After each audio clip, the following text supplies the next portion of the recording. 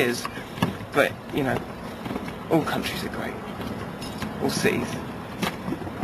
What do you think of Lithuania so far? What can you say about your performances here?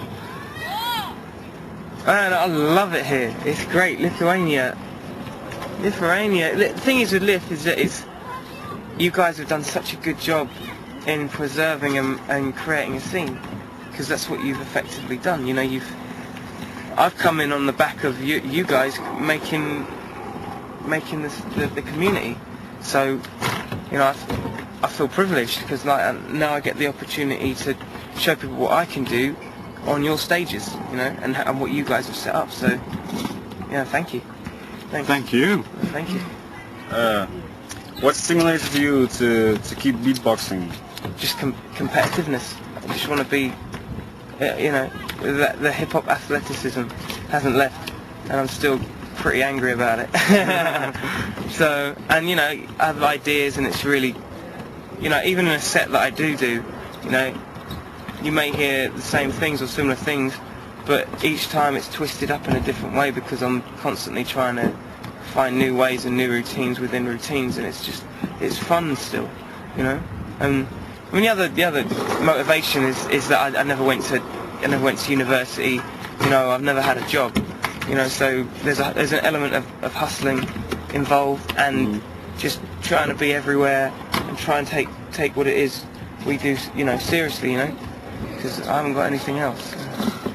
What do you seek as a musician? What are your main goals?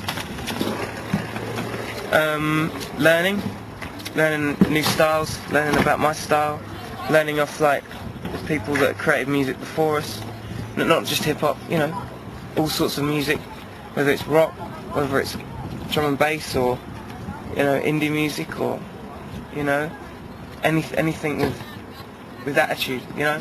I love music with I love music with balls, you know. I grew up listening to Prodigy, you know, and you know, Stereo MCs, and you know, hip hop, you know. I'm not into that countrified kind of middle of the road, you know, music. I like stuff that can, you know, challenge. I like it. Yeah. Where do you see yourself as a beatboxer and beatboxing as a culture in the future?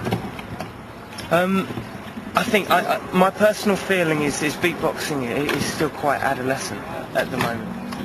It still needs its time to grow and mature, because you know and it's getting better, man. Because you guys have done it. You guys are doing it over here. You know, you're taking it to the stages, you know, and performing, and not a lot of countries, not a lot of people, you know, get on stages enough and perform. And that's the thing, you know, you can talk all you want on the internet, but that's only a platform to a certain extent. You know, the real proof in the pudding is actually doing it live and doing it in front of people, because that's how you learn, you know. I honestly, without showing my age, I never had a computer, and I never was on the internet, and I never knew any of that, and I didn't have a microphone in my house, you know, not really. I had a pair of battered old speakers and some headphones and stuff. So I just went straight on stage. You go straight on stage and do it, and then you're flying. And that's the deal. And I think the sooner you learn about yourself as beatboxers, the sooner you're quick to put it onto record. Because that's the other thing as well. It's like, it's great being live, but the next stage to widen your audience is to put it onto music, put it into music in any musical form. And if you've got a style that you've been working on and you've got your own thing, then it's so important to spread your wings, you know. Talking about your own thing, what can you tell us about your current album, Elocution? Elocution is exactly that, man. I wanted to try and make an album that kind of told us a story about me, only because I figured it's on a major label anyway. It's really difficult to portray to a wider audience a beatbox album. That's really hard. So I wanted to explore my vocal and explore what I could do outside of just beatboxing, and turn my theory of multi-vocalism into a bit more of a reality. What I decided to do was incorporate instruments that I couldn't do with my mouth, like the string quartet, like backing vocalists and piano players, and then weave that into like other vocal disciplines, like spoken word, rapping and singing, but then fuse it with the beatbox and make the beatbox more of a palatable, understandable kind of medium on a record. And it worked. The music I'm doing now is a progression of that as well, and the live show, you know, has got fed through the release of the album. We now perform tracks as well as do what you saw at the club the other night. You know, it's so broad now. My show and everything is so much more broader. So you know, once again, going back to what we were talking about, my advice is just put music out. Do you prefer performing with your crew Split Kingdom or solo, like you did in Gravity? I prefer all different ways. I mean, the good thing is that we can perform whatever's set up. You know, the crew come on to a lot of my shows, especially in the UK and parts of Europe. But like, we also go out with the string quartet as well.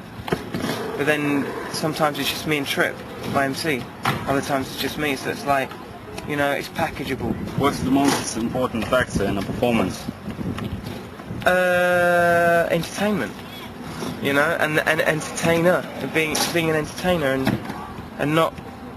Once you've got your technical side sorted, you don't have to think. You don't have to think technical, man.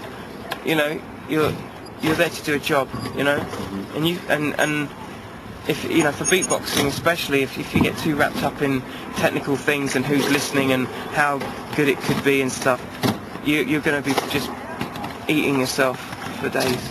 You know what I'm saying, don't you? No, not really, man. It's performing, being an entertainer, entertaining people. You know, that's the deal. You've got to think of the crowd first. That's the deal. Now I understand. So that's feeling it. Look, get a shot of that. He just went off. How? Yeah, that's what you get. See? Yeah, see, it's not good, is it?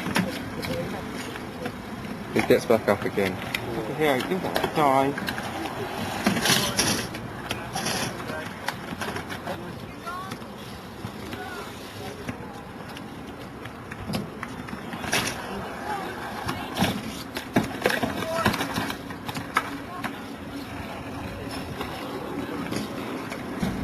One, two, Killa Kela inside the place. Beatbox.lt, the #1 Lithuanian, hits the spot each and every time.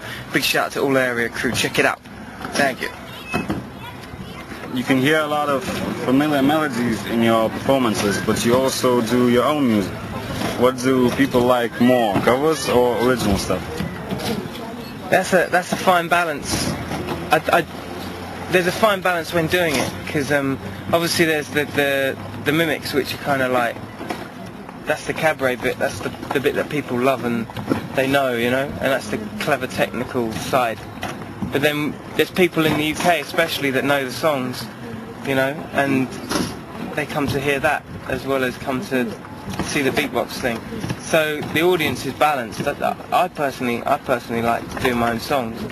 You know, that doesn't mean I would stop doing mimics and stuff, but I like the thought of, you know, I like the thought of me taking my own PRS instead of giving everybody else their PRS, you know? Does it depend a lot on the type of crowd while you're performing, if it knows you or not? If of course. It's heard of you or not? Of course. I mean, like, I would sooner come here on my own and beatbox for you guys, knowing that you guys love the beatbox so much, as opposed to coming here with a string quartet and, you know, and doing songs that maybe people wouldn't have heard of over here. But that's the beauty of the beatbox, you know. You know, you can play to any, you know, it's a human interest as well as a art, you know. It's so you know, you cater to each kind of audience. Yeah, man. What is a multi-vocalist? Do you want to be introduced as that, a beatboxer, or something else? I'll be introduced to Killa Kela first, multi-vocalist second, beatboxer. Yeah, I mean, obviously that's what we do, right? You know, so that's a given. You know. I don't know. Any last words? Big up beatbox.lt, live and direct for your funky kids. Take a look at this man. Take a look at this man. Get to know the famous Lithuania inside. Killa Kela. Peace. Fuck it.